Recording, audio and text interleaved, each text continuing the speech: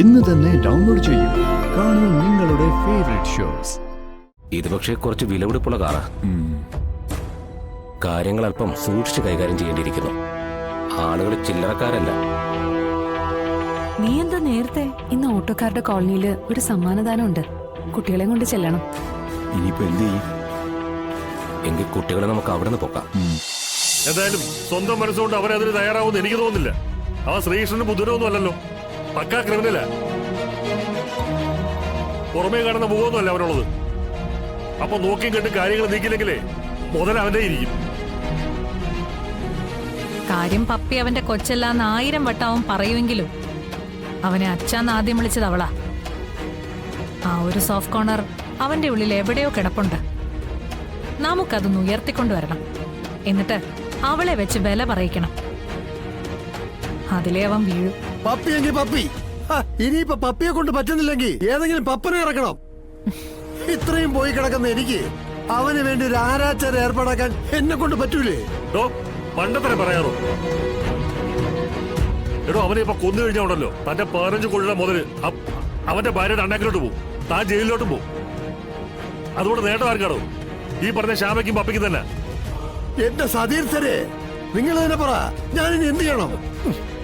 എന്റെ പണം തിരിച്ചു കിട്ടാൻ ഞാനിനി എന്ത് വഴിയാ സ്വീകരിക്കേണ്ടത്? വിനാശകാലേ വിപരീത ബുദ്ധി എന്നാണല്ലോ പറയുന്നത്. കുരുതിയോളം വരുന്ന പൂജയും വേറെ ഇല്ല. അത് മനുഷ്യക്കുരുതിയാവുമ്പോ വീര്യം കൂടുകയും ചെയ്യും. പപ്പിയുടെ പേരിൽ നമ്മൾ ഒരു ഗുരുതി പുഷ്പാഞ്ജലി കഴിക്കുന്നു. രക്തം കൊണ്ടുള്ള ഗുരുതി.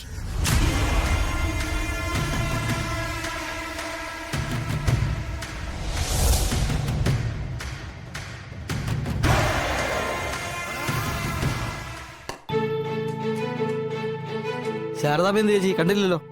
അമ്പലത്തിൽ പോയിരിക്കുക.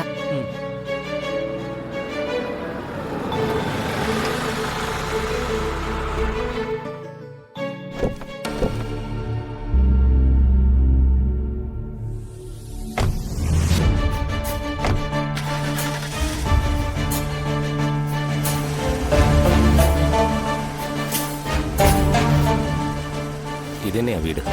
ചായക്കടയുണ്ട്, അവിടെ നോക്കിയാലോ? എന്നാ പിന്നെ ഓരോ ചായ കുടിച്ചേക്കാം.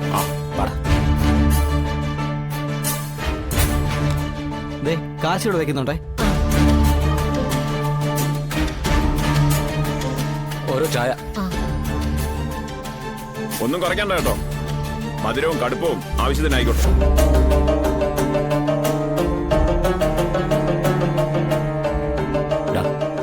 അതാണ് സ്പോട്ട്. നീ എന്താ ഈ നോക്കുന്നത്? CCTV ഉണ്ടോന്ന് നോക്കുമായിരുന്നു. ഒരു കവർ പാലും കൊണ്ട് 10-15 ചായ ഉണ്ടാക്കുന്ന കടയിലാ CCTV വെച്ചേക്കണത്. ഇവിടെ അതൊന്നും ഉണ്ടാവൂല. ഓ,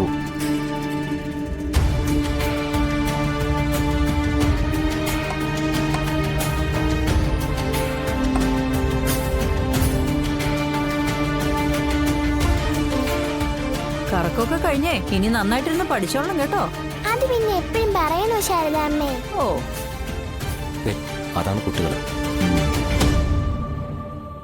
അപ്പൊ ഈ വീട്ടിൽ ഈ തള്ള മാത്രമേ ഉള്ളല്ലേ? എങ്കിൽ കാര്യങ്ങൾ എളുപ്പമായി.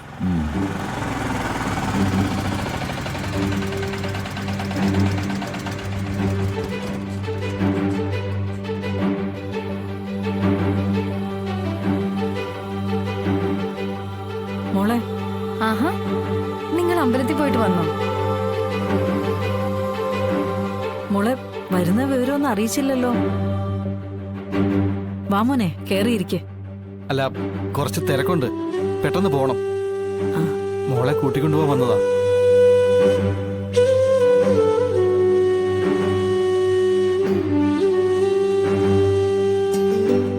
അമ്മേ, ഞങ്ങള് പപ്പിമോളെ കൊണ്ടുപോകാനായിട്ട് വന്നതാ. അത് പിന്നെ മോളെ, ശാലിനിയോടൊന്നും ആലോചിക്കാതെ പപ്പിയുടെ കാര്യത്തിൽ അവളോടൊന്നും ചോദിക്കുന്ന നല്ല കാര്യമല്ലേ? ഞാനായിട്ടൊരു തീരുമാനം എടുത്തൊന്നും പിന്നെ പറയില്ലല്ലോ. രോഹിത്തെ, അമ്മ പറയുന്നതിനും കാര്യമുണ്ട്. എന്നാ പിന്നെ അങ്ങനെ ചെയ്യാം. അല്ല, നമുക്കെങ്കിൽ പോയിട്ട് വന്നാലോ? എന്നാ പിന്നെ പോയിട്ട് വരാം. ഞങ്ങള് സത്യമ്മയും അച്ഛനെയും കണ്ടിട്ട് തിരിച്ച് ഈ വഴി വരാം. ആ, അതെന്തായാലും നല്ലൊരു വേറെ ആരുടെ അനുഗ്രഹം കിട്ടിയില്ലെങ്കിലും സത്യാമ്മയുടെ അനുഗ്രഹം നിങ്ങൾക്ക് വേണം. വിഷ്ണുവിനേക്കാൾ സ്നേഹത്തോടെയാണ് രോഹിത്തിനെ സത്യാമ്മ നോക്കിയതും ഇത്രത്തോളം ആക്കിയതും. ചിലപ്പോ വഴക്കു പറയുമായിരിക്കും, അത് സാരമില്ല. എന്നാലും നിങ്ങൾ പോയി കാണണം.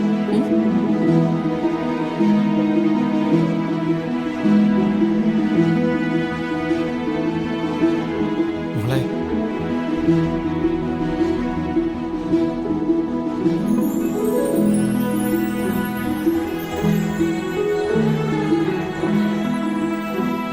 അമ്മ, ഞങ്ങൾ പോയിട്ട് വരാം. അച്ഛനും അമ്മയും പോയിട്ട് വരുമ്പോഴേക്കും റെഡി ആയിട്ട് നിക്കണം കേട്ടോ. എന്നാ ഒന്ന് പെട്ടെന്ന് പോകും, എന്നാലേ ഞങ്ങൾ പണി നടത്താൻ പറ്റൂ. രോഹിത്തെ,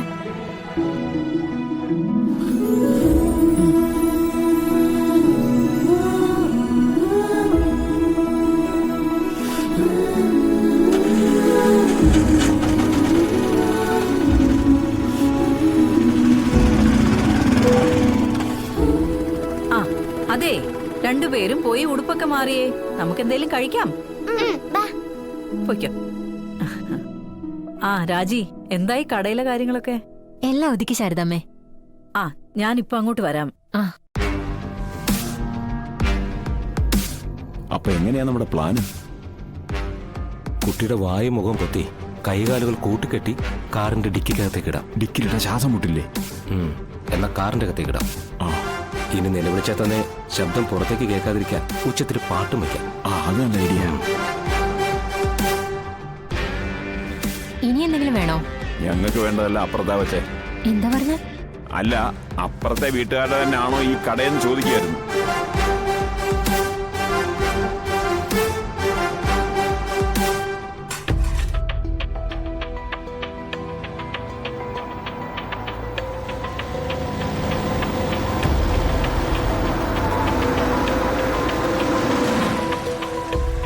വീണ്ടും കാറോ?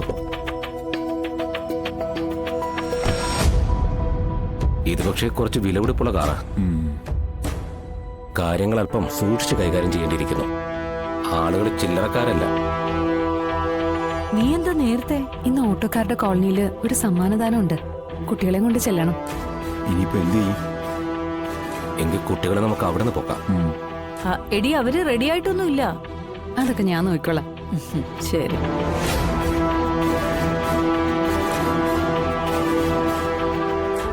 ക്യാഷ് വെച്ചിട്ടുണ്ടേ.